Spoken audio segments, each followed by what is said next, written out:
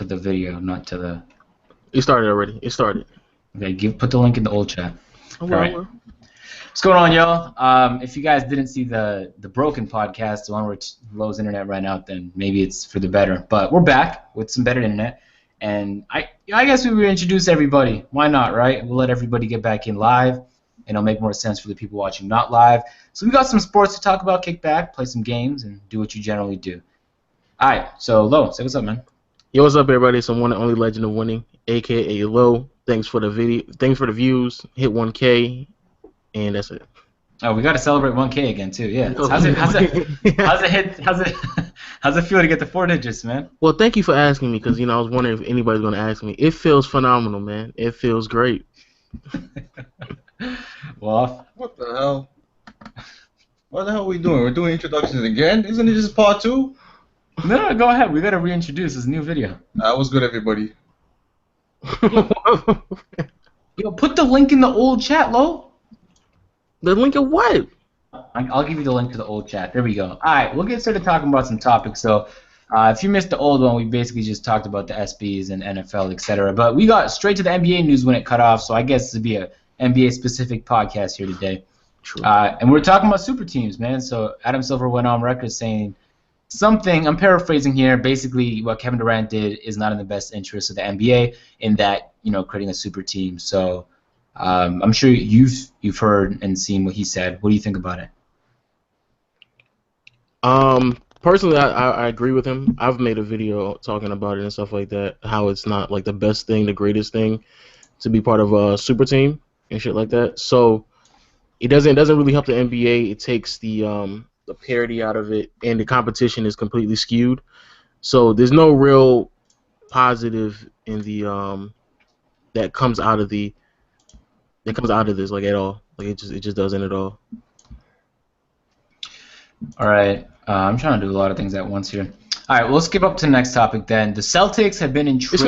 This nigga Waffle. What? What, nigga? Nigga Waffle don't get to answer the question? I already answered the question, sir. Oh, my bad. Yeah, man, come on, don't cut me off. As I was saying, Celtics are in trade deals, talking a lot about getting Westbrook. Some people said it was official, but it really wasn't. So the chances of them getting Westbrook, what do you guys think? I think it's I think it's low. Reason I say it's low is because the Celtics have been trying to get somebody for years now. It's not just this season; it's been last season. They're trying to get Jimmy Butler, then they get Jimmy Butler. Now look what happened to Jimmy Butler and the Bulls. And if you look in the future, sure there's going to be free agents next season, but do you think they're going to go and try to come to the Celtics when they got places like the Big Apple? They got places like Los Angeles. They could go to the Spurs. They can go even places that are extinct, like the Portland Trailblazers. There's a various amount of teams they can go to, and the Celtics with their point guard position, they already got Isaiah Thomas. There we got Al Horford. You don't know what they're gonna do, but for them to make a deal to get Russell Westbrook or Blake Griffin, and then they'd have to commit.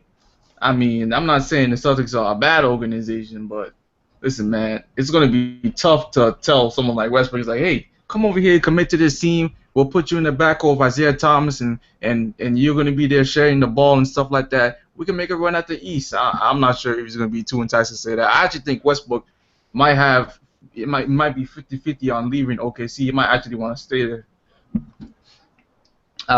If you're the Boston Celtics, do you feel comfortable giving away what looks like just a bunch of young assets, high draft picks, maybe future draft picks, for what might be a one-year rental?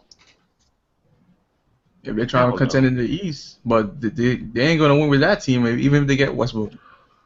And that's the reason why they shouldn't do it. I don't understand what's the, like Agent just said, what's the grasp? Like what are you gaining from getting Westbrook? Because if you have to give up the stuff you have to give up to get Westbrook for 1 year, just for 1 year, come on, that literally makes no sense. So I think the Celtics for the past year and a half, almost 2 years, has been really pushing this agenda that they have the pieces to make trades to get solid players, and they haven't been able to do it yet. The only thing they've done is getting Al Horford, and that's a guy that, even though he is an all-star, he's an all-star in the weak East, and last year he averaged 15 points and 7 rebounds. So he's not like something crazy good, but they still didn't get Jimmy Butler. They didn't get Kevin Durant, and if they get Russell Westbrook, I don't really see what they gain out of that besides an 8-month rental from Russell Westbrook and maybe a year or 2 months attached to that if they make the playoffs. My issue, if me personally, I think Westbrook should go to Miami. I think Miami is by far the best. That's the best move for Westbrook. Yeah, I agree.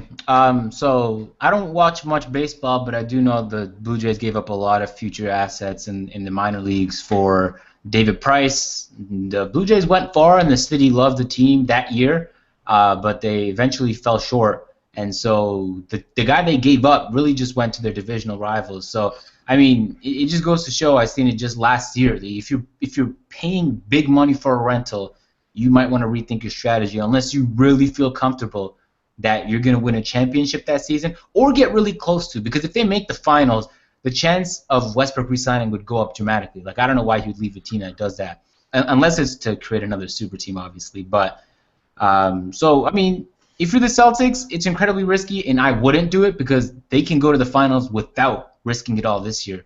And they have a few years to do it now that they've signed Horford and they have Isaiah Thomas and all those other players signed long-term. They have a lot of picks, a lot of assets, a lot of young players. So Celtics have a future, and I don't think it's worth giving up for a chance to get Westbrook right now. Because if they really want, they could just wait a year and get him in free agency without giving up anything. So that's what I think anyway. And on top of that, what's crazy is that because, like, just what you said, everybody can just wait for a few more months to a year and just get him in free agency anyway. So what's going to happen is OKC is going to have to undersell Westbrook so they can actually get something back from him, because odds are he's not going to stay. So because he's not going to stay, or at least odds are he's not going to stay. So because of that, you have to get something for him. And because everybody in the league already knows that they can just wait a few more months if they really feel like they have a chance to get him, they're going to have to like pick up players that are nowhere near the value of Russell Westbrook. So I don't know. OKC's in a really tough position. I don't think they'll ever bounce back from what just happened in the past, I guess two off seasons now, losing Westbrook and Kevin Durant. But they have to get something, and I think Miami with Dragic and maybe I don't know if Miami's willing to move Justice Winslow, but for sure Dragic and maybe another two pieces will probably be best suit for OKC. All right, so the Celtics, the Celtics are incredibly aggressive, and I like that about their organization. I just know that if you're too aggressive, you're going to end up making a decision that you regret, especially when you have the ability to be patient. They have the pieces, they can wait. OKC is the one who should be aggressive. They should be shopping him aggressively, but the Celtics have nothing but time, and to rush into a deal and jeopardize their future might be a massive L on the Celtics' part, especially because they've been doing a great job of rebuilding for the last few years. I don't know. I think he might. I think there's a good possibility that Westbrook might stay. I don't know. I don't think he is going to stay. I think he's going to leave, yo. I don't understand the purpose of Westbrook staying. Because if you think about it, like, where is he going to go other than if he goes maybe to L.A. or maybe even if he goes to Boston, or maybe Miami comes in the sweepstakes, but I don't see that many teams he would like to play in that city for. Well, why would he want to stay in? I mean, you just seen OKC because you've seen him in Oklahoma for the past 7 years or however long he's been in the league. I don't know. I just feel like OKC, the value and trying to persuade free agents to come play with Russell Westbrook in the middle of the country, that's going to be a hard sell to any free agent from now until however long they be able to keep Westbrook. And I think it's obvious, and I think Westbrook knows that. So again, it doesn't make any sense for him to try to stay on that team. And on top of that, I mean, with the lack of talent, like now, I mean, I think Ersan Ilyasova is probably going to be the starting power forward. Like Andre Roberson is going to be the starting small forward. That team is completely depleted of talent now because KD, and then they traded Ibaka on top of that. So I don't know I just don't understand the purpose of him staying. And I think it's obvious. And even if you're OKC, you have to understand, like, it's probably time to rebuild anyway, because Westbrook won't be able to do it all on his own regardless. I mean, that team's still going to make the playoffs. Right? No, they're not. Right? No, they're not. No, they're not, right? No, they're not. You know they're not. You know that, right? You know they're making the playoffs, right? They will. They won't. What? Do you remember? Playoffs, right? Wait, do you want to just rewind a year ago, 2 years ago actually, when Kevin Durant and Westbrook were alternating injuries and Westbrook was playing on his own, carrying his team to victories? Now, do you want to take that team and give them Victor Oladipo. That team doesn't have Serge Ibaka now. They don't. You're right about that. But they have young talent, which has developed since, like Steven Adams, et cetera, et cetera. So I think that team can slide in the playoffs. Is all I'm saying. But imagine on top of that team didn't make the playoffs anyway. Even back then, that team didn't make the playoffs. Barely. But that Western Conference is different than that Western Conference. But they had a lot of games without both of those players, right? But you're right. This is a different Western Conference, so you're right. Like if you take the teams in the Western Conference, there's a couple of teams you think, you know what, they could make the playoffs compared to this team. I mean, of course, the Warriors and Clippers and the Spurs, possibly the Grizzlies have a spot in the playoffs.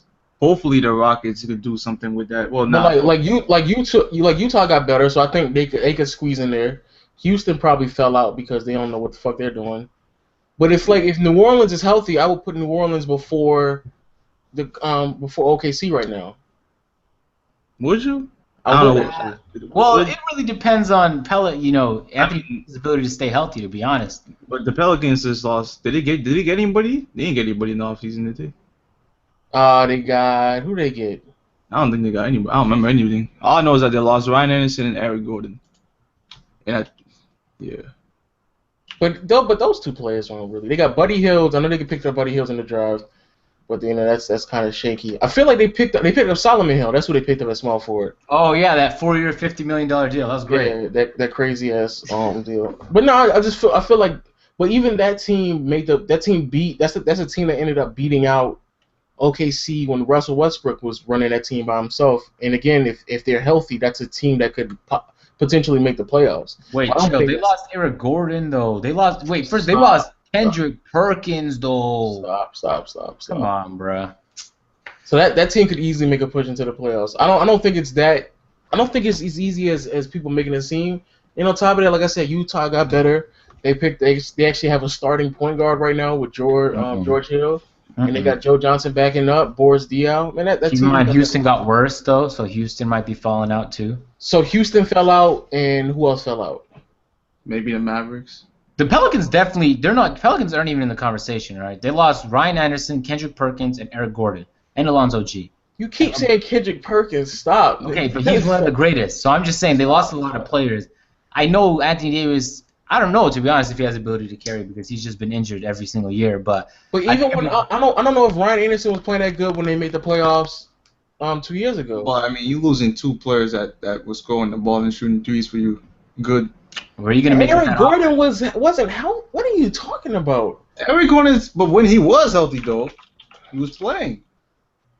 Yeah, I'm bugging. I don't know. I feel like that team, and it's a huge if. Like on top of everything, what I'm saying, that's an if because I don't know about this nigga Anthony Davis. I haven't seen this nigga play 70 games. I don't think in his NBA career yet. So I don't know. Even that is a huge if. But I still just feel like that's a team that could be better than OKC. But even still, I know the OKC they're not keeping Westbrook. It makes no sense. It literally makes no sense for them to. You know what I think is gonna happen? I think they're gonna want too much back because they'd be too scared about the backlash in case they don't get a lot back for Westbrook. Because people are like, you traded Westbrook for this? From retard fans who don't understand their situation. In that he's gonna leave, you're gonna get nothing. Do you want to get something back or do you want to get nothing? And so that fear right there of the media, of their fans, is gonna be the reason why they just let him leave and they get nothing back from him next year. Is what I think. Hopefully Sam Presti's smarter. I know he's smarter than that. Hopefully he'll pull the trigger and make a trade, even if it's not for like a lot of picks and great players. If it's just for one first-round pick, it's honestly worth it. Because I don't know, OKC fans, maybe you can tell me more than others, but if I'm on my career and I almost made it to the finals, then my best friend left and he was the best player on the team or second best, depending on who you ask, I'm not staying around. It really depends how tied he is to the community, but that's not a big reason for a lot of people to stay, especially a player who grew up playing college in LA. And so I think he'd be a lot more comfortable in different environments. I highly doubt he'd stay there, just for professional reasons. Everyone wants a championship now. Part of the reason Kevin Durant left. And so for him to stay, I think that'd be a huge move. But it'd be really crazy to just let him go for nothing. Incredibly crazy. One of the best players in the NBA. You don't get nothing back, then you're holding the L. And on top of that, a lot of people don't talk about the Clippers. If I'm the Clippers, I would just wait. Like don't allow nothing to happen. Just sit there and let everything wait. And Chris Paul comes off the books next year. that whole Chris Paul, Blake Griffin, DeAndre Jordan thing may not have worked out. But we're going to try with Russell Westbrook now, and you immediately put in another you immediately put in another point guard on that Clippers team and continue to push for whatever you need to push. And maybe you make some moves with Blake Griffin. I don't know. But the Clippers are also in a situation where next offseason they're going to need a point guard. They're in LA. That may be a system that's more indicative to how Westbrook plays with the pick and roll with DeAndre pushing the pace, throwing lobs to Blake if he's still there. That team seems more cohesive to what Westbrook is able to do than any other team. So if you're the Clippers, I would just stay back and try to push for him next year. But yeah, I don't really see. I just think, like Agent said, OKC is kind of fucked at this point. So what if OKC tells Westbrook, like, we're gonna go in free agency. We want you to stay with the team. We want to build around you. We're gonna go out there and get Blake Griffin. Who are they giving up to get Blake Griffin though? They're signing him. He's a free agent next year too? Yeah, I don't nigga. think so. I think he has one more year, doesn't he? No, him and Chris Paul are gonna be free agents next year. Oh, say word. Oh, man. Oh, then we need to talk about how big of an L the Clippers are already holding. Yeah, I'm about to say the Clippers might hold a hella L.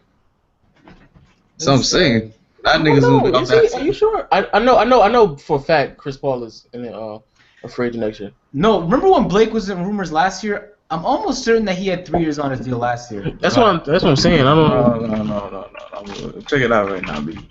But even if that's still stated, I would still run my risk with the Clippers because again, they would have Westbrook and DeAndre, and then they would have cap to sign whatever small forward or power forward they need to sign if Blake Griffin decides not to come back.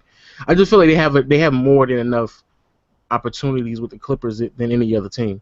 Hey, yo, we're right. Blake's being back for another year after last year. He's unrestricted in the 2018 season, 2018-2019. So he has one more year then. Oh no, he has an opt out. Okay, he might opt out though on some real shit. I mean, He's gonna opt out. yeah, it wouldn't make any sense for him to stay on that team if everybody getting paid. You know what I'm saying? Dumb, crazy ass money. He can always restructure his what it like. There be rumors he might restructure his contract the way James Harden did. But if Chris Paul is still on the team, and I don't know the dynamic between Chris Paul and Blake Griffin, does he restructure anyway? You know what I'm saying? Because it doesn't make any sense. And then next year, small forwards is Gordon Hayward is out there, Danilo Gallinari's out there, Rudy Gay is out there. So they can. I don't know. I just feel like the Clippers, if they play the cards right, they can easily push for something solid next year. And if I was them, that's what I would do. Yeah, but when's the last time they played their cards right? They never played their card right. They just want another offseason without a starting small forward. They're not doing anything. They're the worst team in the Western Conference that doesn't do anything.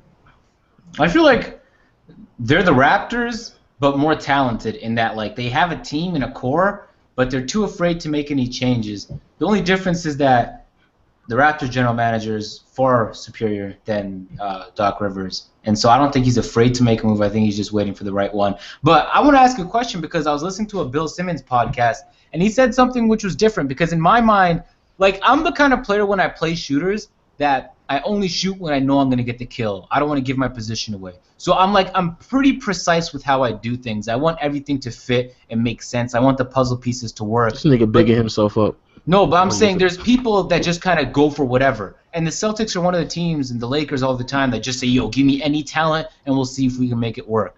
So I want to know from you, if you're a general manager of a team like the Clippers, are you waiting for the right piece, or are you just taking a shot at whatever you can get and seeing if it can work? Well, they took a shot at Kevin Durant this year, so they're taking a shot at the biggest thing they possibly can and then seeing if it works. Yeah, but that's a player that I think would work, though. I think like Kevin Durant, I don't think would go to any team and then not work. Like, he's too good of a player for him not to be. He's adaptive. I think he's versatile enough that he can go on a slow-paced team or a fast-paced team and find ways to succeed. I'm looking at the next year free agent, and JJ Redick is off the book as well. The Clippers could either go one or two ways. I'm looking at how these players are shaping up. They could either crash and burn within the next 2 years and it just be a waste of time on that organization, or they could really make a legitimate push to move forward with an actual solid team. Because if they pull off Russell Westbrook and Gordon Hayward And at that point, fuck, you really don't even need a Blake Griffin. That team looks, in my opinion, better than what they are right now because the Blake Griffin and DeAndre Jordan dynamic that obviously doesn't work together. It obviously has a ceiling to it. And now they don't have an opportunity to rebuild anymore if they want to just restructure everything, because what they've done is they've waited too long on their long-term deals. Their long-term deals are no longer that long. There's only a couple years left, if not one, for some of their most talented players. And so that's not very valuable for a team unless they're really trying to win now. And so the players that they had an opportunity to trade last year tremendously lose value this year to teams that aren't championship contenders. And so for that reason, it's going to be more difficult to trade. Like Blake Griffin with a year or two on the Nuggets, that's not going to mean anything now. But last year, you can say 2 years, 3 years, and that's a little bit more valuable. So the Clippers now have no choice but to win. And so unless they can bring free agents on their team that are going to help them do that, that team, they need to do something. They've been too scared to make a move for too long. But a team with Westbrook at point, I know we're trying to wrap this up, but Westbrook at point, whoever's at 2, Gordon Hayward at 3, and Paul Millsap at 4, I think that is a better all-around team than whatever they had. And I think that team could actually, and DeAndre at 5, I think that team could easily rival what's going on with the Golden State Warriors if they keep Kevin Durant. And I don't know, again, I don't know what's going on with the Clippers organization and why they haven't made any significant moves, or maybe it's all leading up to the next offseason. But again, like I said, next offseason will make or break a lot of teams, and I think the Clippers fall into that scenario. But for everybody, going back to the Russell Westbrook, if I was anybody else, I wouldn't even touch that nigga. I would just let OKC crash and burn. Just let them niggas fail. It's done. All right.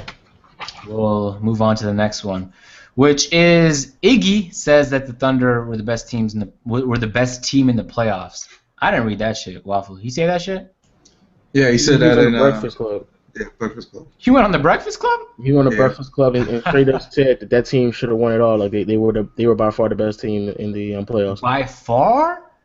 Mm-hmm. Give that guy a manual. Come on, cuh.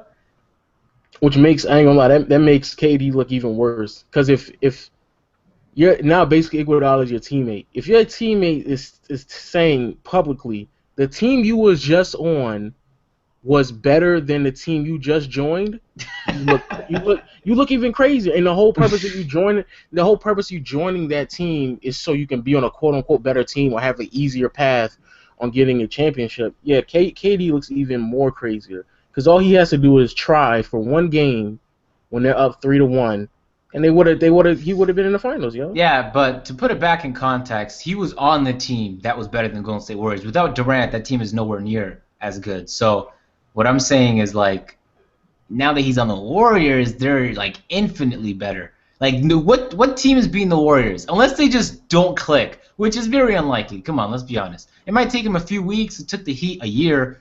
It might take him a year. And that might be too late because Durant got that option. So who knows, man? I ain't gonna say no, yeah. Iggy's wrong for saying that shit, by the way. Oh yeah, he is. I don't know why he did that. That was crazy. He shouldn't have openly said that. That's crazy. I mean, he wanted to throw salt to OKC fans. He wanted to let everybody know the Warriors are gonna be the best team and they're not gonna be beat. Well, he ain't have to say that shit though. That nigga just joined his team, yo. He gonna just sit there and say, "You was on a better team, nigga." Just let you know. Just let everybody know you was on a better team. But thank you for coming. But just to let you know you was on a better team. I don't agree with him though. I think the Warriors were a better team, but I don't know how I can disagree with the guy who was on that team. I think that's kind of has a faulty logic in that because he's on the team. He says that's the best team in the playoffs, but yet he beat that team when they were down 3-1. And then the Cavs beat the Warriors when they were down 3-1. So you can't really say that they're the best team just because you thought that they were the better team. I've learned. Go ahead and finish what you gonna say. And that man Iguodala got raped by LeBron anyway. So. Oh, whoa, chill, whoa. On the court, live on TV.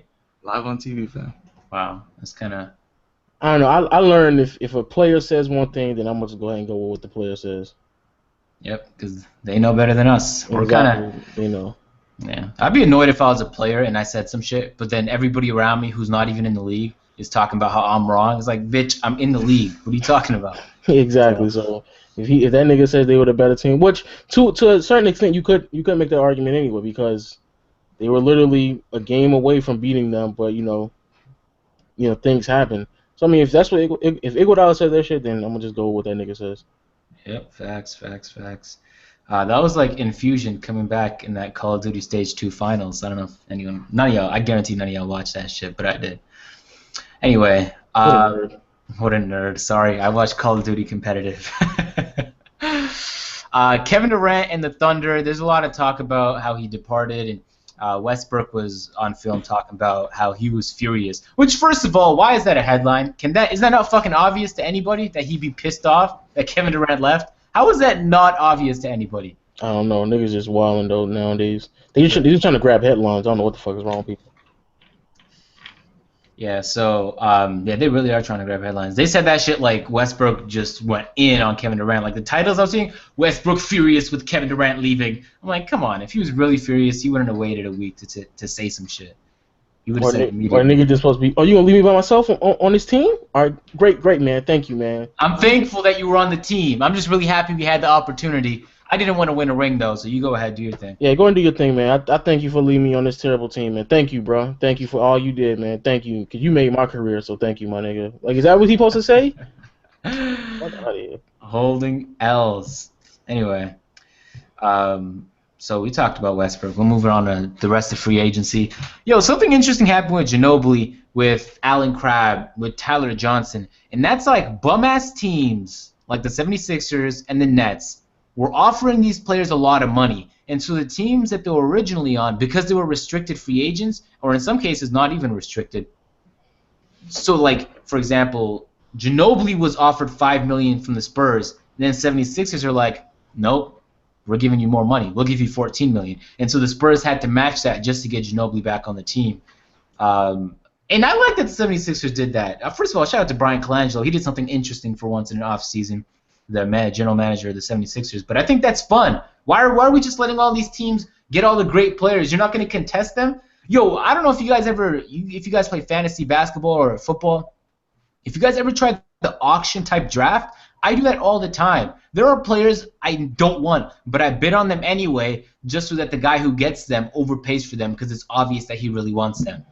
Which is risky to do because if you're offering him something and he signs, like, what do you need him there for? But if you're the 76ers and you still have a shit ton of cap, like, what do you have to lose? So, I mean, and it was a short-term deal. Keep in mind, Ginobili's like 1 million years old. I think it was an interesting move, but he ended up re-signing to the Spurs. So the state of the Spurs, they brought back some of their important players. They lost, obviously, Tim Duncan. Are they in worse shape than they were last year? I believe so, but real quick before we go into it, I ain't gonna lie. I always question like why don't teams like you just said why don't GMs just do that shit more often?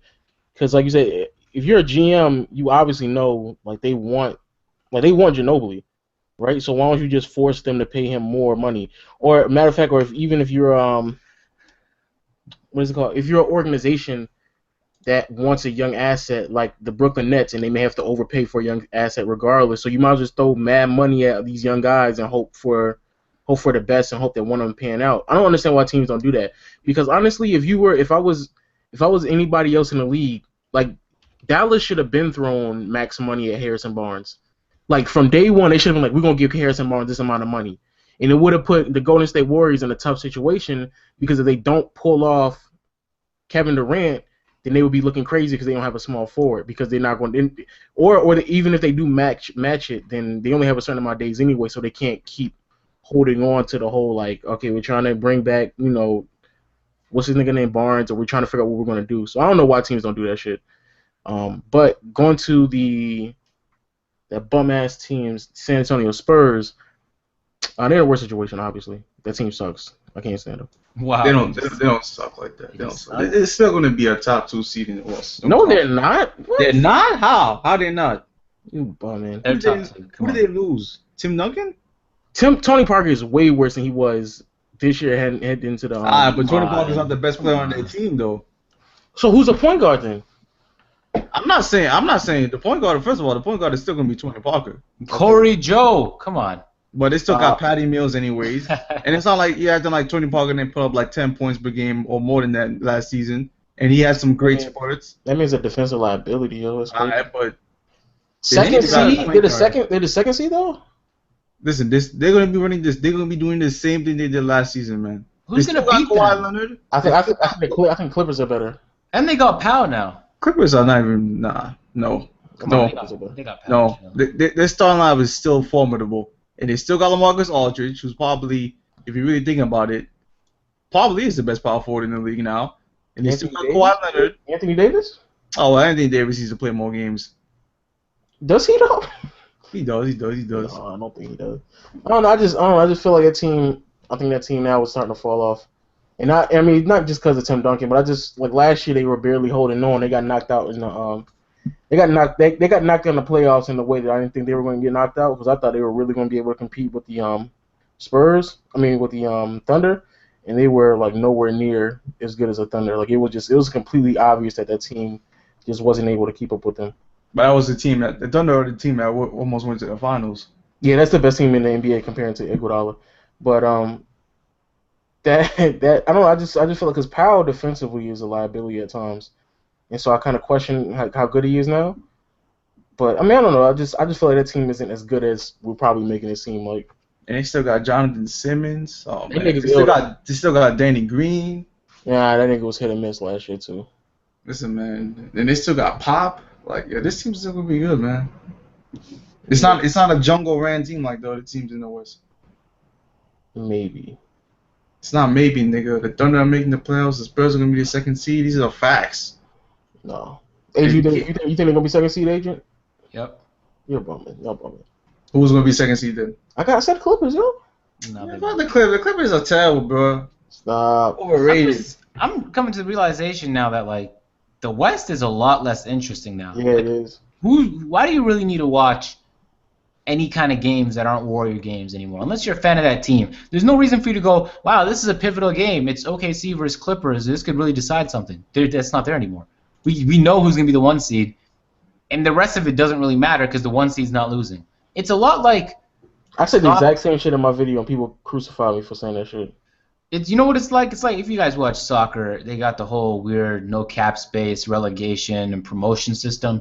And so there's like 4 good teams, and those good teams never change. It's always like Real Madrid, Barcelona. It's the same exact teams, but I guess people enjoy it, and it's by far the largest sport in the world. So if the NBA continues to go down this path, I don't know if it's not going to be the end of the NBA like some people are talking about, but I do feel like the competitiveness is definitely going to drop off.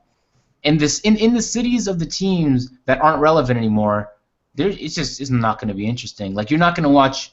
If you're Milwaukee and you only got like 400,000 people in your city, you're not going to want to go there and watch basketball games if your team is performing like trash. So, for the smaller market teams, this hurts. But for the rest of the league, it's like I don't know. It kind of just sucks in terms of competitiveness. Yeah. The West easily they got way worse because Houston. I don't know what the fuck Houston is doing. I think we ran through this already, but yeah, there's so many teams that gotten worse. And because OKC is so dominant, like it's starting to get crazy. I don't know. And I'm looking at it. Portland will probably make the playoffs again. Golden State, Clippers, San Antonio, Memphis. So that's already 5. I don't know. If the Kings don't make the playoffs in this climate, then they just fucking garbage. Utah probably gonna make it. I just don't think San Antonio's gonna be second. I think the Clippers will be second. I don't really see San Antonio running off what they just did last year. I think you're underestimating Kawhi. Oh no, I think Kawhi's great. I just don't think he's that good. I think he's not great though. He's phenomenal. Oh wow. That's the next step after great. There's good, there's great, there's phenomenal. He's phenomenal. And then there's Kobe Bryant, right? Yes, you're right. And there's Kobe in his prime. You're right. So he can't. I don't think Kawhi can carry a team like LeBron can or like Kobe can. And I think that's what's going to end up happening. And I think it's going to be obvious that he can't this year. Yeah, we'll see. Anyway, I think maybe that'd be an interesting battle, but it's kind of like an irrelevant battle because those teams aren't going to win. But it'd be an interesting one. Who gets the second seed? I guess it'd be good for home court advantage against the other team that you play. But regardless of the team in the semis, in the Western Conference Finals, it's a wrap. True. Anyway, Crispy's wilding in the chat talking about how NBA players don't get paid weekly. They get their checks weekly or every other week. They just go by a salary. Anyway, agent, do you watch football? I don't think they always get paid. No, they do. No, they don't. They get regular people in America don't get paid weekly, nigga. No, not weekly. I said every other week. So okay. It's not like a 1 year lump sum $20 million. You know, it's not. Oh no. That'd be a really funny way of doing it. Do they know? Wait, do they know? I swore. Because I was watching a documentary and one of the rookies was like, "Yo, when I got my first paycheck this week, and then a couple weeks later when I got my next paycheck, I was like, word, it happens like that." Because they never really talk about like that in media. They always kind of just say yearly. He makes this much a year. But it's just like real life. You got a yearly salary, but you don't get paid, every year. True. I feel like Kobe said something different, but okay. I could be wrong. I watched the documentary like a year ago, but I think it'd be crazy, insane for. I'm almost sure I'm correct. Can you imagine that if you just got all your money up front or like all your money at the end of the year? Because it's all guaranteed. So I mean, if they wanted to do it that way, they could. But that'd be crazy. Nigga be balling instantly, like just instant balling. Nigga go from eating ramen noodles to fucking crabs in one fucking paycheck. Facts. Anyway, that'd be fucked up if a nigga like graduated college, he was waiting. I gotta wait till April 13th. That's when my check gonna kick in. Nigga out here playing mad ball. He gonna wait till the end of the year to get paid though. That's how you make sure that the rookies really ball though, and they really try. Nigga's really hungry. Nigga, he's still eating fucking ramen and shit. Nigga, I mean, if that happened to Anthony Bennett, I think he would have turned out a good player. Wow.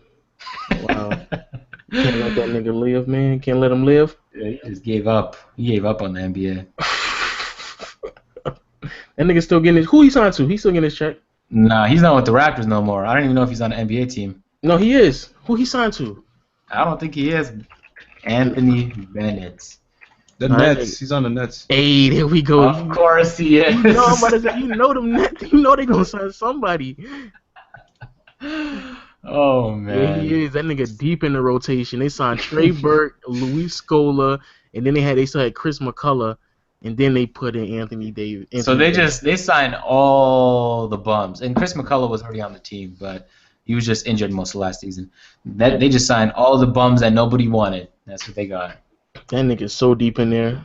But that's the Brooklyn Nets gotta do that shit. They just gotta keep signing signing players. Hopefully that one of them will pan out. What this nigga just had a breakout year. Oh, that'd be crazy. The Cavs would feel stupid, but the Raptors would feel even stupider because they're the ones who got it. They were with him for a whole year, and they threw him on the D League team. Oof. Anyway, that nigga too many chances. You saw this nigga Dwight crying? Crazy. Nah, what's he crying about? He was crying because he was like, I'm so happy I'm playing at home now, and I just thank everybody for this opportunity. He just started crying like midway through. I was like, Jesus Christ. In the press conference? Yeah, in the press conference. You know when they introduced the players that they signed? He was Kent Bazemore started crying first. He was like, man, I've been bouncing around this whole league back and forth, and I finally found a team I could call home. He just bust out crying, and this nigga Dwight was like, I'm gonna cry too, man. And I was like, these niggas is bumming, yo. Calm down. Oh man. I mean, they're getting a lot of money. It's probably an emotional period. I don't know why is Kent from Atlanta? I understand Dwight. He's like, I'm back home. I understand Kent because Kent has been bouncing around the league for the past few years, and he finally got an opportunity, and he here. Because if you like a ball player, you just you trying to actually make a team, and you're talented, but team's not really giving you the opportunity because they don't know what the fuck they're doing with you, and then finally Atlanta actually gave him an opportunity. And so he's now going to stay in the league for a very long time. This nigga Dwight, he's been in the league, he was going to be a millionaire regardless. So what are you crying for? Yeah, but he is kind of emotional. It's the thing that you hold back and then you wait till you get in your girl's arms and you just curl up in bed, and that's probably when you should cry, Dwight. Nigga, but I'm gonna say that was public though. That nigga shouldn't be crying like that. No fucking press conference like that. You know what's so weird? Because we see him on TV, so he doesn't look that big. But imagine a 7-foot dude in real life. No, I seen that nigga. I seen him in real life. That nigga is huge. Well, I seen him a while ago. I don't know what he's like now, but I'm pretty sure he's still big as fuck. That nigga's shoulders are fucking crazy. the massive as hell. Yo, Dwight Howard is shoulder goals. When you're working out and you're like, yo, I need nice shoulders, you're like, Dwight Howard, you got the nice shoulders. Him and Terry Crews or Bobby Lashley. That nigga Bobby Lashley got two.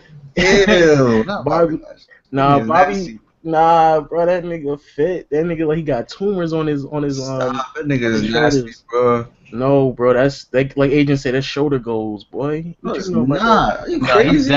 He's definitely on roids. I'm looking at his traps right now. Nigga look like he got a lump on his back. That's what it is. Those are traps. The shoulders. It don't matter what it is. That's what you need. That's exactly what you need, yo. You need them. It's like somebody injected him right in his traps. That's exactly what it looks like. They were like, nah, we gonna feed it right into that motherfucker right there. Yeah, that's what you call steroids, people. Nah, don't use it. That's working out. That's what you call working out. Hey, There's no natural body that looks like that. Boys and girls, that's how you work out, boys and girls. You gonna get your. That's why the nigga out of there, boy. Nah, nigga. That's why that nigga got kicked out. Nah, bro, that's traps right there, boy. You better get your trap game up. Trap game up. That's something someone from Atlanta would say, Lo. Good job. I'm just saying, boy. So Jarrett Jack left the Nets, signed with the Hawks. So the Hawks are making moves, obviously, to replace Jeff Teague. I guess on the bench is where Jarrett Jack's going to play, where he usually performs better on the bench. So I think it might be nice to have him there. Yeah. And Prigioni makes a return to the Rockets. Woo. So, in more irrelevant signings. The Rockets are fucking ridiculous. Did the Rockets have the worst offseason? No, the worst. You know it's crazy because I made my video. If you can go check it out since you're already on my channel. I made a video about it, and of course the Thunder had the worst offseason because they lost Kevin Durant. But now I forgot about the Nuggets. The Nuggets literally have not signed nobody. Like legitimately, they have not signed one person. They signed Darrell Alter. What'd you say? They signed Darrell Alter. No, they didn't. Yeah, they did. He was on the team last year. I know, but they re-signed him. Nigga, I'm talking about somebody. I'm talking about somebody's gonna do something for them, nigga. Well, I guess since they have their picks, I guess they're really just trying to hold another L while their players develop. Besides the Thunder, they had the worst all season. And then right behind him is OJ Mayo, because this nigga was doing crack. nigga out here doing crack, missing out on millions of dollars. Yo, what's your problem? What's you doing with your life, yo? Get your shit together. OJ Did you guys know, like in the 80s, that there were so many NBA players doing crack, like a majority of NBA players, since first of all, crack was really prevalent at the time, and they were millionaires. So, and it wasn't really like anybody was telling them how to use their money. So it was just a lot of people who was doing crack, and one of those people was Andrew Wiggins' dad. That's crazy when I found that shit out. So he a crack baby? He a crack baby? That's what you're saying? That's what it sounds like, yo. Exactly. I don't know if we were addicted to it. I just know that people were doing it, and he was one of the players that were caught. Anyway, first of all, let's be clear that there's still players in the NBA who smoke weed and do drugs and whatever. Nigga, that's not crack, though. Come on. I know, but I'm saying like that's still banned. It's just the NBA doesn't give a fuck, and to be honest, the NBA doesn't want to find out people do drugs because then it looks bad on the league. They're like, wow, NBA players really do drugs, because you look at like when was the last time like Turkoglu got caught for steroids, right? Mm-hmm. And people look at the NBA, they're like, wow, NBA players are doing that too. And look at the effect it had on the baseball. Fucking people are having debates on whether MLB should have two leagues, one for steroids and one for not. And so this nigga Turkoglu was just stupid. I don't know how he got caught anyway. That nigga was still performing like ass. What was that nigga taking steroids for? I think steroids helps you. Well, there's different kinds of steroids. So some steroids just help you recover, and so that's why some people accuse recover from what? Recover from injury. So nigga was sitting on a bench though. Like what? He had like back spasms or something. No, this was around the time that he just left the Raptors and went back to Orlando, and so he was sitting on a bench. Yeah, so he was out of his prime, and I guess he was trying to come back. So he was sitting on a bench. But it helps you when you're working out. Like, I don't know if you guys know anything about steroids, but if you work out, you need to give your muscles enough time to recover, or else you're not growing. If you don't give them enough time to recover, then there's no point in the workout. And so what steroids does is it drastically reduces the amount of time it takes for your muscles to recover. So you can work out and hit 1 rep maxes multiple times a day and just blow by competition just because you can work harder. So technically you still have to do the work, you just don't see as much fatigue. So, I get that. I'm just saying Turkoglu wasn't playing basketball. That's all I'm saying. Yeah. Anyway, I'm sure all NBA players do some. Well, not all. That's wrong. No, That's what a I'm lot. saying, yo, I'm like even Steph Curry. No. I'm sure a lot do. NBA just doesn't give a fuck enough to find out. I don't know. Nigga Steph Curry might be. What that nigga Steph Curry came back brolic next year? Nigga, like, fuck this nigga Kyrie and this nigga Westbrook think they gonna bully me all the time. Nigga, fuck that. Yo, oh my fuck, Benjamin in the chat, he's a fucking savage. What'd he say? This guy said Manning injects HGH into his forehead. Who? Peyton Manning. Oh, stop.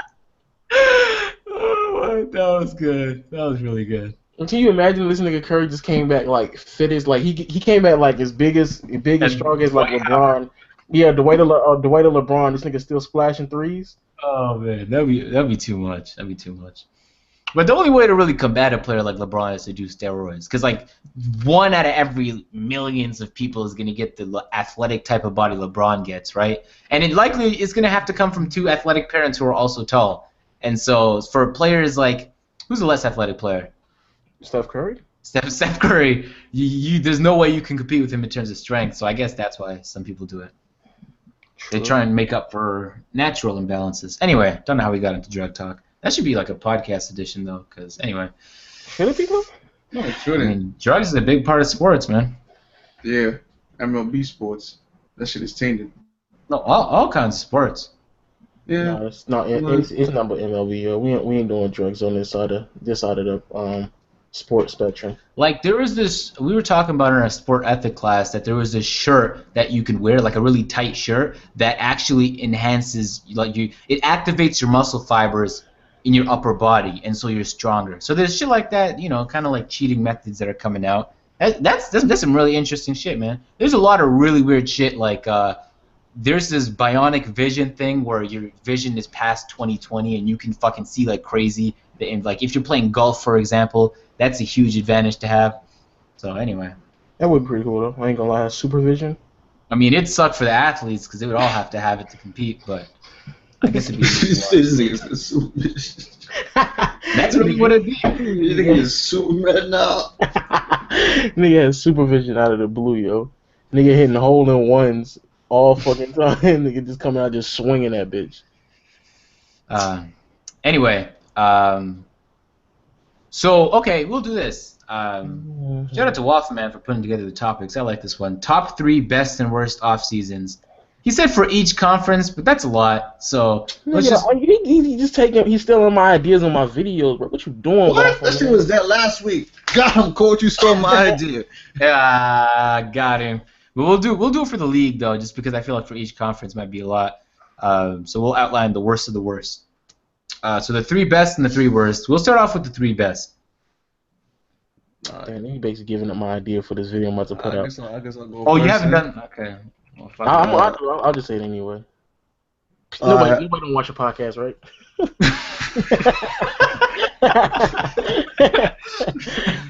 Oh shit. Oh Go ahead and go, Wall. Alright, so of course, Warriors won. They got Kevin Durant, top 3 player in the league, of course. Next up though, I got the Pacers had a nice offseason. They got Jeff Teague, Al Jefferson, swung by and got Thaddeus Young. Still got Miles Turner, kept their core intact. Nigga Paul George is working out in the Olympics, so he's gonna be buffed up after he comes back and wins that gold medal. True. And third one, I got the Knicks because they signed Courtney Lee, made a trade for Derrick Rose, got that nigga bum ass holder Calderon out of there, signed Joakim Noah, also signed Midauskas Kuzminskas from the MVP from the other league. Carmelo Anthony is playing in the Olympics, so after he comes back, he's gonna be buffed up. And yeah. True. That's I ain't gonna lie. The Olympics is good for all these players. I'll be back in a sec, y'all. Keep the convo going. Yeah, nigga, DeRozan about to be buffed up, son. Yeah, high raising. Yeah, keep them niggas in shape, yo, because some of them players come out of off season, they be looking mad funny. But my top 3 is actually the exact same, so I don't want to spew the exact same list out. So I'll just give out another 3 teams. But those 3 are by far the best in the off season. Utah got better. Like I said earlier, they got George Hill. They got a starting point guard for once. What is that noise? My bad, my brother screaming downstairs. Oh, I was like, Oh, who's shit. dying? Oh shit. That Oh shit. This Utah, nigga watching baseball now. this nigga, Utah got George Hill at point. And then they got Joe Johnson backing up. Then they got Boris Diaw deep in the cut at the power forward behind Derek Favors and Trey Lyles. So they got better. You bumming. Another team they got really good, or at least in my opinion, is the I just missed them. Where they at? Oh, Atlanta Hawks. I think the Hawks are pretty solid. They moved on with Jeff Teague, got Dennis Schroeder, still got a backup in Jarrett Jack, who I actually think is pretty solid. I think Dwight Howard is an upgrade from Al Horford, because Al Horford obviously plateaued and his peak isn't as good as where Dwight Howard is where he's at in his career right now. On top of that, they got Kent Bazemore, signed him back to a contract, and they got a top 15 pick in the draft. So that was actually a pretty good move for them as well. And my last team, I don't want to say because they're going to be in my video. So yeah. Wow. All right, my list is gonna be a little different. I'm gonna put Boston in there because all they had to do. No, that was terrible. All they had to do was tag some free agents, and they did. They got Al Horford on their team. So at this point forward, like, take it slow, be patient. You got everything you need to have the most successful rebuild, and you just picked up a very quality player in Al Horford. So I'm gonna give Boston a W. No. Indiana, because here I thought that Paul George's long-term contract, they have an opportunity to rebuild, and what they did was they turned it on its head and they said, fuck that. They went out and got Thad Young. They went out and got Jeff Teague. And they got one of Al Jefferson. Al Jeff. So they picked up a lot of great players, not great, but they picked up a lot of good pieces to put around Paul George. And I've been saying, the team is finally starting to get built around Paul George, and they didn't really give up much, especially in that Jeff Teague trade. So George Hill, great defender, average scorer, but it's nice to see some new faces in Indiana. They made some phenomenal moves. Shout out to Bird. And the last one is really weird. I figured I'd switch it up a little bit. Is Minnesota, because in draft day, they were really close to making a Jimmy Butler trade, and I was about to assassinate somebody because why would they screw up a picture perfect rebuild? But in my opinion, some of the best decisions made were not making one. So they didn't make the trade. I don't know what happened, how it fell through, but I'm glad Minnesota's staying put. They got all the pieces they need for their rebuild. And that team's about to be lit in a couple years. I'm already on that Minnesota bandwagon since Wiggins joined. So y'all join before it's too late. That's all I'm saying. No, I'm good. I'm good, fam. That team gonna be sucking him. Y'all need to join before I'm good. My team gonna be good too. So I'm good. And you might, once it's too late, and Cat and Wiggins or that Kobe and Shaq combo. Stop! Don't ever play yourself. Are you serious? Don't ever play yourself, boy. Bet then I see what you're doing. When's that nigga Porzingis turning into that nigga Karl Malone and nigga Larry Bird? Woo! He said a mixture between Karl Malone and Larry Bird. Stop. That team would be nice. I know what y'all talking about. That team. I know. I mean, it'd be nice, but I'm just saying, like, you ODing kind of. Nah, they got it. Come on. Anyway, they don't got it. They 100% do. We'll get into a Timberwolves debate on another day. But so those are just anticipating it. We'll get into that debate. So we did the 3 best. Now gonna do the 3 worst. So Lo. All right. So for those who saw my video, you already know who I'm about to say. But for those who don't, run through this real quick. Obviously, OKC had the worst offseason because they lost Kevin Durant. They weren't able to bring him back. And odds are maybe even later on in this offseason, they're going to have to move Russell Westbrook. So they're going to lose 2 of the top 5 players in the league in the exact same offseason potentially. But if not, they for sure lost Kevin Durant. And actually, to look at what that team went through over the past few years, had James Harden, Russell Westbrook, and KD, and they were not able to capitalize. And this offseason is what's really going to steamroll them into, irrelevancy for the next few years. That's a really big that's a huge mess up on their part. Another team that took a major L, Sacramento Kings. I don't know what the fuck they're doing. They're drafting big men as if like DeMarcus Cousins is a fucking point guard. I don't know what the fuck they're doing on that team. But they drafted but Rondo left. and their backup point guard now is Garrett. Was it? I can't remember. They got a terrible backup now. And then they drafted 2 big men in the first round. Makes no sense. Then they got rid of well, they didn't get rid of, but they traded away Bellinelli to get another 2 guard. But then they signed Aaron Aflalo. I don't know. I really don't know what that team is doing. And they overpaid for Aaron Aflalo on top of that. So that team is all over the place. And the last team is Orlando Magic. Why would they trade Victor Oladipo for Serge Ibaka, who's on a 1-year contract? Why would they turn around and sign Jeff Green on the team when they just got rid of Tobias Harris? Because I thought the reason to get rid of Tobias was to give more minutes to Mario Hezonja and Aaron Gordon. And why would you bring Serge Ibaka on the team when you already have Aaron Gordon?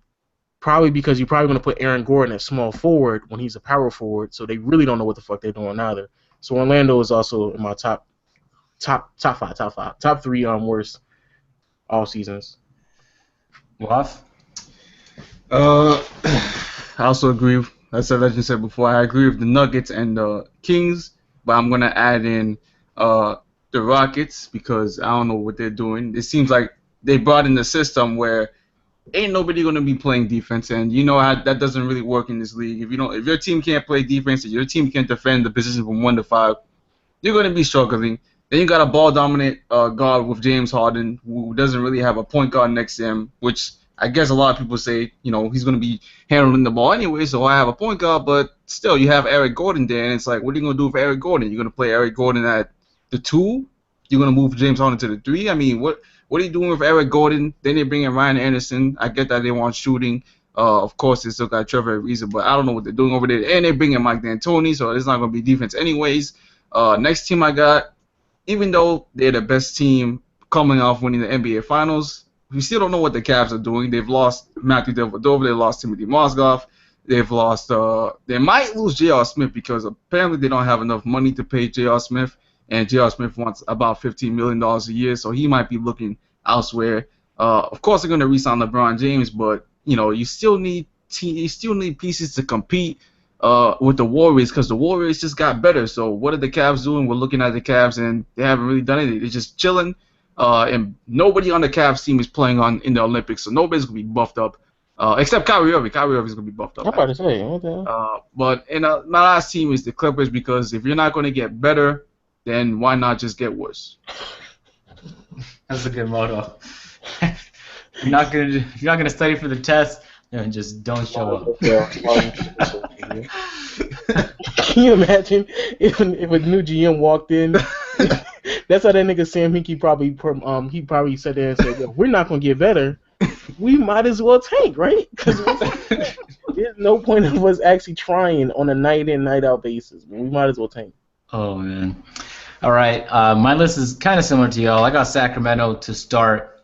What is Sacramento doing? Why you draft 2 big guys? Why do you still have DeMarcus? What are you?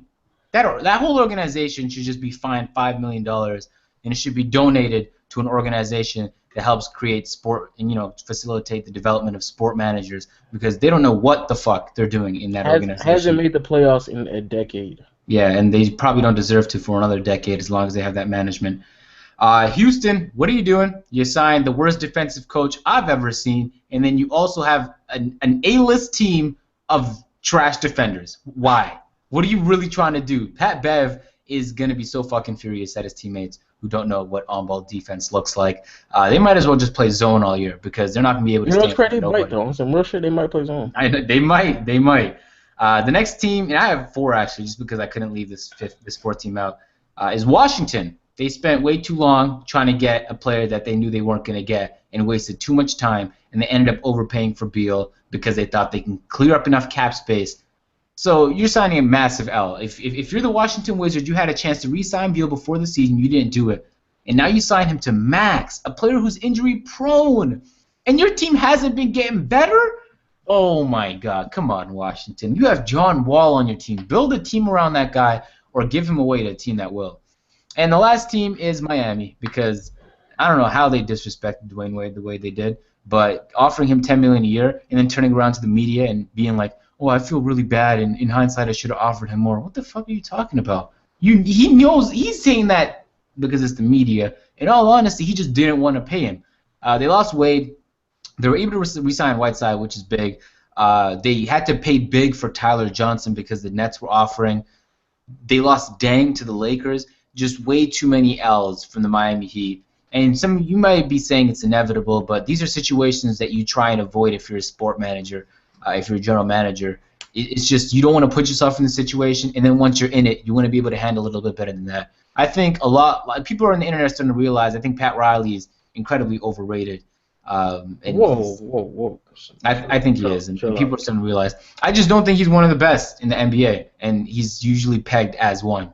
So I don't know what the fuck you're talking about, nigga. I don't think he's top five anymore.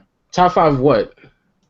Top 5 management, top 5 ownership. You know, it really starts with the ownership. Did I ever tell you that story? Well, he's not owning anyway. I know, but I'm saying it starts with the ownership because the ownership's the one who sets the tone. If you're a team that's really looking for money, like the Raptors were for like the first 2 decades, then you're holding L's because what you don't understand is you actually, by winning, develop way more money. And so by spending money, you make money. And in this instance, I guess they just managed. It was just poor management, I guess. I don't know. Anyway, those 4 teams took a loss: Sacktown, H-Town, Washington, and Miami. I think Washington took the biggest L, to be honest, because their loss has been strung along for like the last 3 years. I can't say they took the. I don't know. The biggest L is I had to give it to the team that of course just lost Kevin Durant. I think that's pretty obvious. But yeah, that team, I don't know. I don't even know what the fuck that team is doing, because that's another team I keep just looking at. I'm like, yo, what are y'all doing? Like, are y'all gonna do something? Like, are y'all gonna piece something around John Wall? Because him and DeMarcus become free agents. I think not this next. After next year, they're expiring contracts, and the fact that we've sat here and watched both of their careers develop on the exact same team, and both of those teams haven't really done anything to aid the process of them growing as a player. It's a waste of fucking time, and I get annoyed with teams that just waste talent like that, because they're legitimately wasting talent.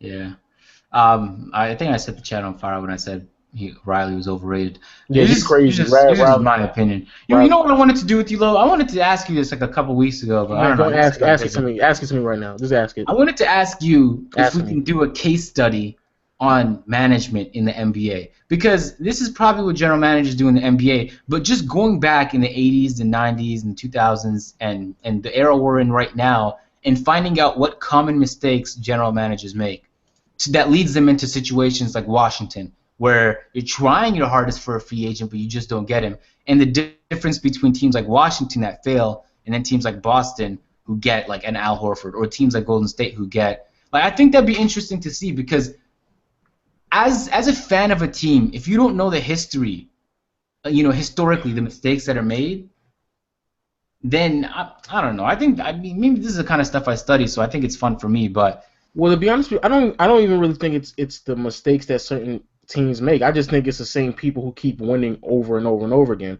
Because Jerry West is in Golden State right now, and it's the same person that was able to keep Kobe and Shaq together. It's literally like, if you really want to sit back and think about it, it's legitimately the exact same 10 people that keep winning in some shape, form, or fashion. Yep. So I don't know. I just feel like, I know it's weird, but yeah, certain teams, they just consistently make the exact same mistakes over and over and over again, and that leads them down the road to just making dumbass moves. That's a good point. It's the same teams winning, and I understand that the Lakers win a lot, the Celtics win a lot, and those organizations are easier for a free agent to go to because they have a history of winning.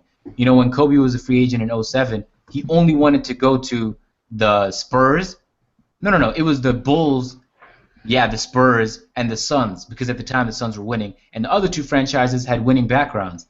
But there are teams like the Heat, when they got the Big 3, that elevate themselves into the status of the Celtics and the Lakers. They become a destination. So I'm trying to find out how a team becomes a destination, because a lot of teams haven't figured it out, and I think it's a huge question, but there has to be some similarities between the teams that have become one, like the Spurs, like the Heat, like the Celtics, like the Lakers, and yeah, man, and maybe the Golden State Warriors soon, depending on how long they keep winning. I just think you just gotta keep winning and keep putting yourself in situations to make the smart move for your franchise. Yeah. Anyway, I might just have to go back and do that shit myself, fam. Where's Waffle? Did Waffle die out? No, he's still there. Oh no, he's singing. All right. We'll switch it up. Team USA. Why is that the topic? Not everyone's from USA, guys. What did you say was the topic? Let's do this right now. We know Team USA is gonna win. Is that a question? We know USA is gonna win. What? The next best team has Pau Gasol and Marc Gasol. Come on. I don't know, man. I don't even think Pau and them are playing. No, from what I've seen, they are. They said that they might not play. Yeah. They were questioning it, but it looks like they agreed. Regardless, let's talk about who's going to be second place. Oh, wow. Who's going to be What? USA is the Golden State Warriors. We want to know who's going to be second. Second place in what? In the Olympics, bitch. Does anybody care about second place? Wow, that's what you to say. Does anybody care about second place? Nobody doesn't care about second place. Okay, let me just give you guys some background. Argentina recently has fell off because all their great players have gotten older. Same with Brazil. Same is happening with Spain, but Spain also has young talent. Falling off from where, nigga? They really weren't nowhere. No, but some of those teams, they had like the Anderson Virajaus and the Andy Barbosas. Okay, they were nowhere because if Anderson Varejao was one of your best players, then no, nigga. I think Canada would have stood a chance if our best player, Andrew Wiggins, would join the fucking team, but he didn't. Nope. So Canada stands no chance. UK has nobody but like Deng. Slovenia, Poland, Lithuania, those guys have some decent NBA talent you guys probably don't know about. Nope, I don't. Lithuania has my boy Jonas Valanciunas, I know that. See, I was looking through this and I was thinking like which team would be second. I think it'd be Spain though. I think it might be Spain. Doesn't matter. The question is, does it matter? It doesn't matter. It might be France though. It might be France. They do got the little Tony Parker going. They got the Nicholas Batum. Yeah, but who cares though? Yeah, who cares?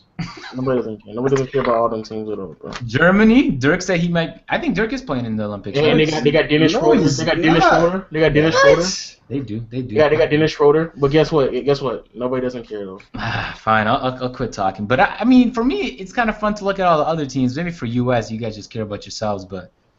We're Americans, nigga. We don't give a fuck about nobody else. All I'm saying is that when all the young players like the Kristaps Porzingises of the world grow up, y'all still gonna be first place, but it's gonna be a little bit more contested. I like I use like y'all still gonna be winning, but it's gonna be a tad bit better. Like when Ben Simmons comes through, like you guys might have some trouble. That's all I'm saying. They will not have any trouble, boy. Ben Simmons and who else, nigga? Matthew Dellavedova? They got Matthew Dellavedova. They got Dante Exum over there. They got Andrew Bogut in Australia. He'll be old by the time Ben Simmons pans out. Hey, man. More Australian players are going to come through the flex then. Oh, they also got Thon Maker. I don't know if He'll be old, too. This nigga's already old. What you talking about? That man already old, bro. Oh, man. That nigga about to be collecting Social Security in a few more months, man. That nigga old. Yo, wild right now. All I'm saying is that there's countries on the come up. Yo, if you look like 20 years ago, it was only USA. Only. Not really. Only. A few years ago or a few decades ago? No, I said decades. I'm pretty sure they lost a few years ago, though. All I'm saying is that some countries have a few years ago, yeah, but a few decades. No, it was. Okay, how about this? Would this be fair? What if some of the teams that have like similar foreign policies and that get along combine? So what if Canada and Australia combined? Do we stand a chance? Still lose. They still wouldn't stand a chance. That'd be funny. Anyway, they need to on some real shit. They need to just send the rookies and sophomores to what you call it on some real shit. Should they though? Yeah, they should. I mean, because what do you gain from putting LeBron in or putting players like LeBron? Like I think they should be the whole entire roster should be rookie and sophomores. You guys wouldn't win. But then they would lose though. Some of them would lose. I don't run. No, I mean, what, can I finish though? Rookies and sophomores, and then put like 2 or 3 veterans on the team. Just for, of course, leadership and making sure that they'll win. Oh, if you throw Paul George, I don't know where Anthony Davis is at in his career, but if you put health wise, if you put Paul George, Anthony Davis, and Chris Paul on that team, if you put those players around the first and second year players in this league, they would still win. Anthony Davis. Anthony Davis, Paul George, and Chris Paul. Wait. Anthony Davis is supposed to be leading people? What are you talking about? Like he isn't leading his team. Anyway, people in the chat talking about how Canada didn't even make the qualifiers.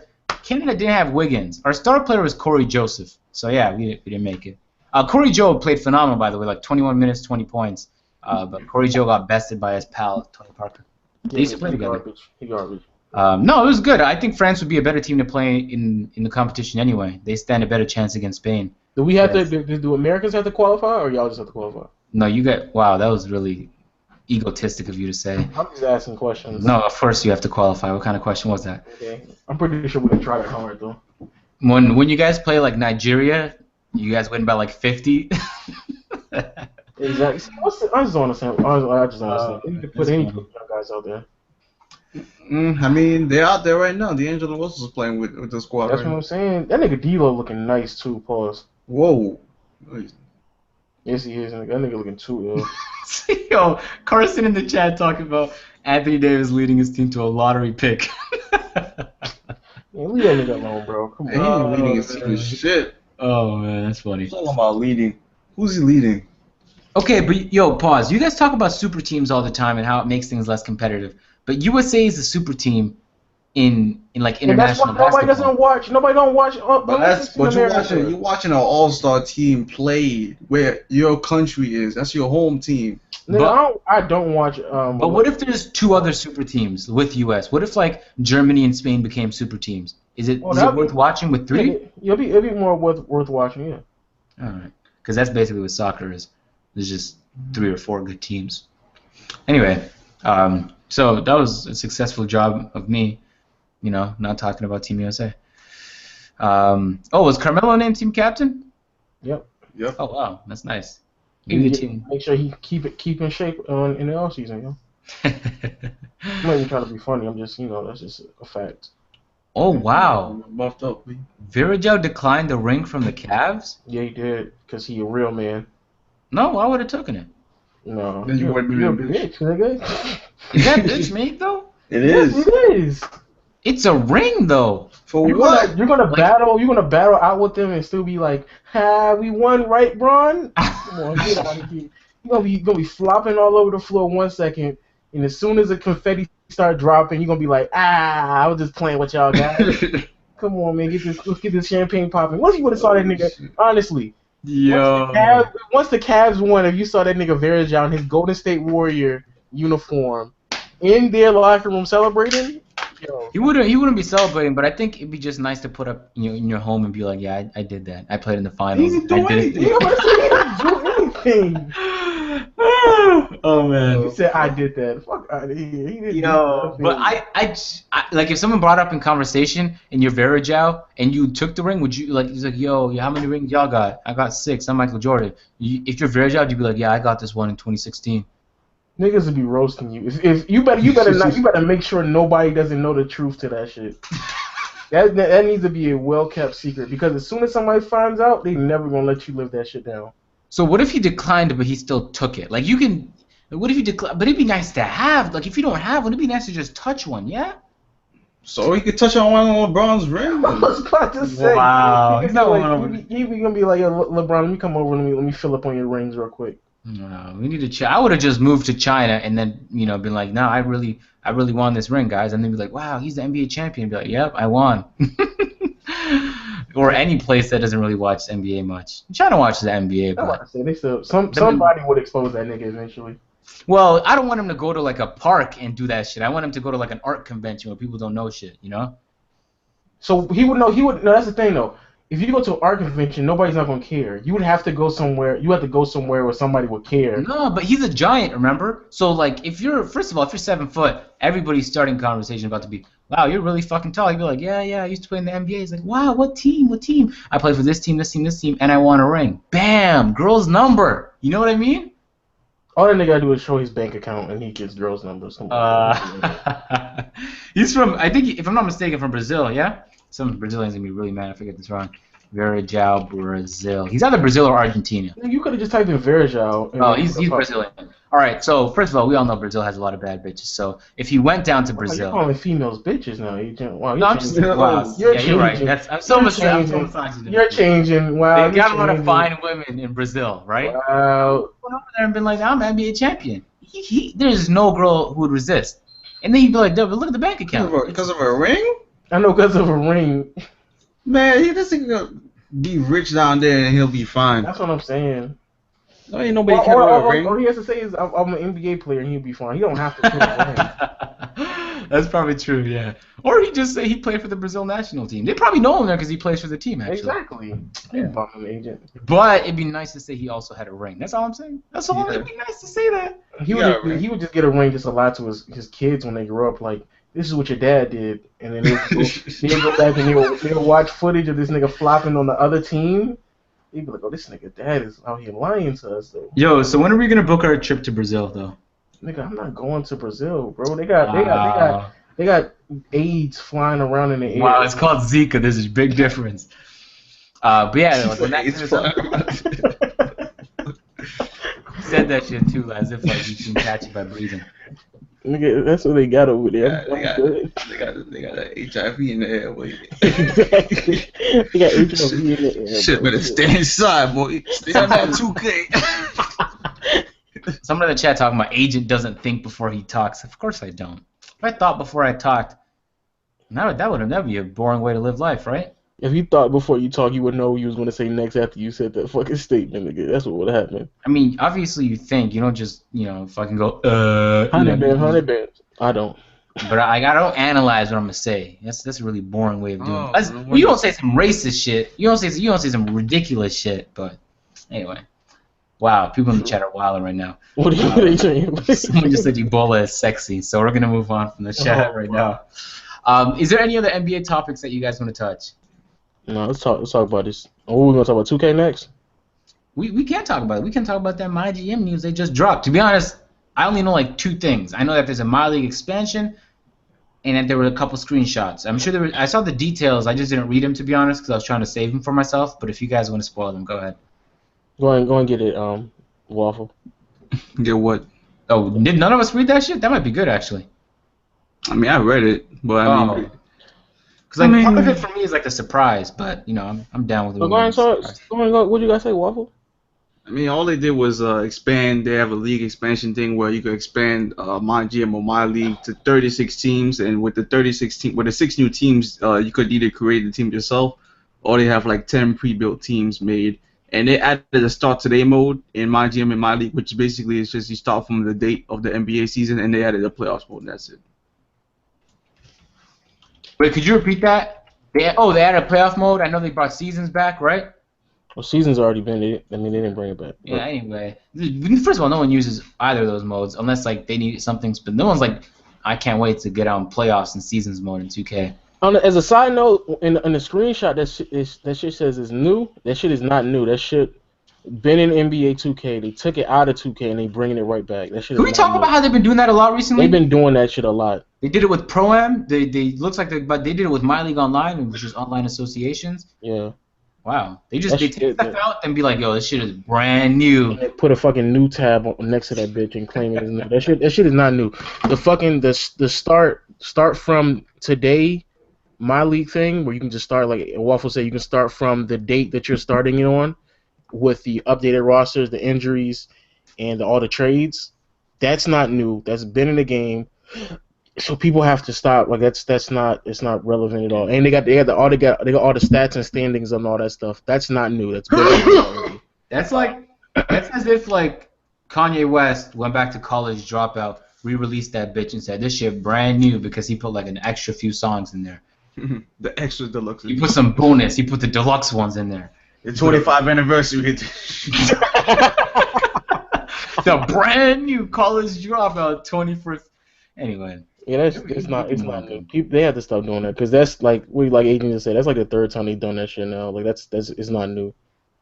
Someone said Kiss for his but decision. I mean, you can't really change anything out that much in my gym and my league. We're waiting for the real news to come out. Yo, you know what's good about playing games that aren't always 2K is that you always look back at 2K like, why isn't 2K doing shit like this? Like, I've played enough MMOs and MMORPGs to just be like, my career and my GM, they have fucking annoying leveling systems. Like, terrible. Like, the fact that my GM isn't more realistic is baffling, and it's as if they feel like they've maxed out on that game mode when they're at the very floor. They're at the baseline.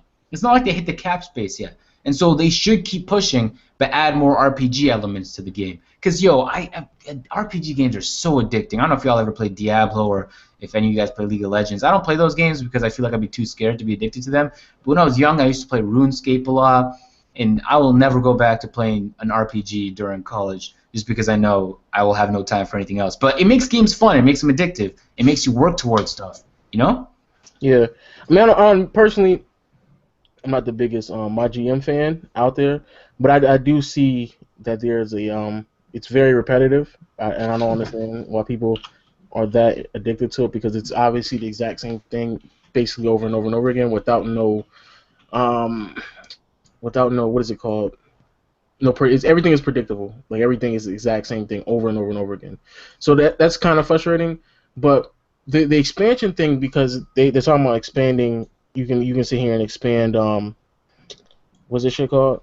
You can add more teams into the league that you start. So you can have a 36 team NBA, and you can customize. The only thing that was interesting to me is that you can have a 36 team league, and you can customize all the teams that you add into it, and then you can actually customize all 36 teams. So that was kind of interesting, and I started thinking about all the things that you could do with that. You know what I'm saying? Like all the interesting things, the what ifs and shit like that people can do now because of that. Because you can basically adjust every single team. You can edit every team in the NBA. You see what I'm saying? Like that right there it's gonna be hella good for like the viewers and stuff like that with the content. But outside of that, I don't really know what this does. I just don't get it. What I do hope is they address the fact that you can't adjust the amount of teams that are in your online league, because it makes no sense that there has to be 30 teams. That means you have to get 29 other fucking people just to have an online league to fill it up. But who knows 29 people that's going to be able to play 2K all roughly around the same time? That makes no sense. We do. If we ask the subscribers, they'd be like, "Yo, we're down." No. I know, boy. Anyway, so that's the thing about them fantasy leagues. You can get people online, just like the fantasy leagues, like fantasy football and fantasy basketball. You just gotta make sure people pay. There's a price to pay. People are gonna want a piece of that pot, man. You know what I'm saying? We're just gonna use the L now. Could we give it to you later, or do you want the L now? I mean, it's facts though. If it's free, it's going to be any people be interested. True. Anyway, yeah. I mean, but to be honest, like we went crazy over relocation before 2K dropped last year, and who's we? Well, the My GM community, and like it's a neat feature, but it's not like mind crazy blowing. It was great to have, but it wasn't insane. And so we look at some of the stuff and we automatically think insane, but I've come to the realization that like it's just features that you may use a few times, but what we really need is the trading to be on point. We need the trade block to. We need a lot of things before this to look better, in my opinion. But you know when like you're a comedian and then you have somebody that starts off and he like opens your act and there's you're the main act. Mm-hmm. I feel like My GM was like the opener for 2K, so it was a little bit disrespectful to drop some My GM first. But then again, you know, I'm kind of excited because it was My GM first, so we finally got to hear some news. But so I'm assuming the main course is about to be my career, and then you know the appetizer is about to be a little bit of my team here or there before the game drop. But anyway, my team is the fucking main course. You already know they make so much money off of my team. That's what's really gonna be popping. You're right. It might be the new main course. Nah, I don't know what you're talking about, man. Park is what you're living. No, you already Park players already done told you it's the worst 2K all the time, bro. Cause they not doing nothing for Park players, yo. So you already know they ain't gonna. You know what's fucking annoying? That they don't add more clothes. Like, why are we even focusing on gameplay when we can have as much aesthetic as possible? Now, Like, low key though, they need to add more mascots because they need to add Spider-Man. They need to add all that shit in the game. Spider-Man. I was joking, but Waffle was 100% serious when he said that. Stop. This man No, I'm said serious. he They need had to add. They need to Spider-Man. add some different animals, some Disney characters. We need that shit, boy. Yeah, and Crispy says they need the do-rags. They right. I mean, especially for Waffle. I mean, you're from New York. Everybody has do-rags, right? Everyone's trying to get the waves. This nigga swear everybody in New York still live in Wow. 1988. Anyway, yeah, well, I guess, is there anything else y'all want to talk about before we end the pod? Yo, end this shit, boy. Niggas All right, got so- you can do them bass swing. Okay. What he I'm just gonna said. pretend like that was actually English. We're gonna close out the pod now. We'll get into concluding statements. So we'll start out with Waffle. What's good, everybody? Ending off with the GOAT of every single game you've ever mastered or not mastered. Oh man, peace out, baby. Peace out, bitches. Well, depending on y'all play UMG, I might be streaming later, so we might do some pro-am as well. So that should be good. Yeah, so we streaming later? We streaming? Hopefully, we'll see. Stream up. Likely, because I got stream in a few days. And Low, concluding statement. Shout out to everybody in the chat as always. Shout out to everybody who's watching my videos, man. It's always the same like 30 to 50 people that catch my video within the first hour or so. So that's for real. What's up? Thank y'all to all that shit. All my videos are getting views and shit like that. I'm out here blowing up. I'm eventually gonna catch Agent. You know what I'm saying, and subs and shit like that. So Bitch, I've been telling you if you started YouTube like a year ago, you have already caught me by now. What are you waiting on? Yeah, I know, because I make better videos than you, but You do. So I'm telling you, you I had. know, but here's the thing. I don't need you to tell me I make better videos than you. I already know I make better videos. Keep going. And yo, shout out to everybody. You know, like I said before, who watching the videos. As always, follow me on Twitter, because if you're not, I don't know what the fuck you doing with your life. At legendofwinning.com/Twitter, nigga, and real nigga stand up. Then on that note, we'll head out. We're likely gonna play some Uncharted to start the stream and then end off with some. Who's pro-am. we? I don't have that game anymore. Alright, we're not playing with you though. You don't I matter. broke that game. Shout out to the guy in the chat who said he's actually wearing a do-rag right now. That's what's up. My brother wears do-rags on some real shit. Like, he looks like the biggest thug walking around. He's like a thug because he has a do-rag on. Oh, you should. I think You're you need to racist. take a picture. You're racist. No, I'm gonna take a picture and send him. You see him on my snap. He's fucking huge. Anyway. You're not even black. That's the thing. Sure, buddy. Sure. We'll catch y'all on the next pod, as it is usually Tuesdays at 9. Tuesdays at 9 p.m. Eastern. If you guys want to catch it live, if not, you can always come watch it back at this time. We'll see you in 2 weeks. We'll see you in 2 weeks. Shit. So we'll see y'all later, man. Peace. That nigga was serious. He was talking about real shit. He gonna see us in 2 weeks. You might not show up next week. And you know what's crazy? I forgot that I'm the one who